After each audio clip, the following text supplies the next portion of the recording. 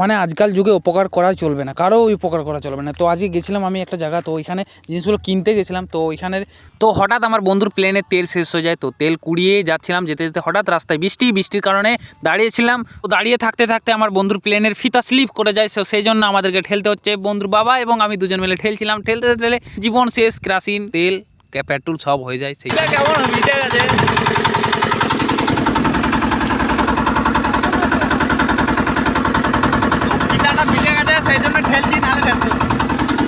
তো আমরা তিনজন মিলে গেছিলাম, তো তিনজন মিলেই লোড করছিলাম প্লেনে। তো প্লেন বলে কথা, অনেক হালকা হালকা জিনিস, তো লোড করতে হবে। দুজন মিলে লোড করছি, আমি এবং আমার বন্ধুর বাবা। তো বন্ধু ক্যামেরা ধরেছিল, সেই জন্য লোড করছিল না। তো যেখানকে গেছিলাম প্লেনে করে খুঁজতে হচ্ছিল জায়গাটা, তো আমাদের জন্য খোঁজা খুব ডিফিকাল্ট ব্যাপার ছিল। তো অবশেষে খুঁজে পাওয়ার পরে আমাদেরকে দিয়ে এত খাটিয়ে নিল লোকটা, কি বলবো। আর লোকটাকে বাখান দিতে পারছিলাম না, কারণ আমাদের ঘরের লোক দেখে ভিডিওটা, নাহলে বাখান দিয়ে দিতাম। ওইখান থেকে জিনিসগুলো তাড়াতাড়ি করে লোড করে ওখান থেকে বেরিয়ে গেলাম, খড় এটা সেটা জাকাত দিয়ে বেরিয়ে গেলাম ওখান থেকে, কারণ বৃষ্টি পড়ছিল। তো আমার ভিডিও এবং জিনিসগুলো কেমন লেগেছে অবশ্যই কমেন্ট করে জানাবে। যদি ভালো লেগে থাকে জিনিসগুলো এবং ভিডিওটা লাইক করবে, অবশ্যই সাবস্ক্রাইব করে পাশে থেকো। ওকে।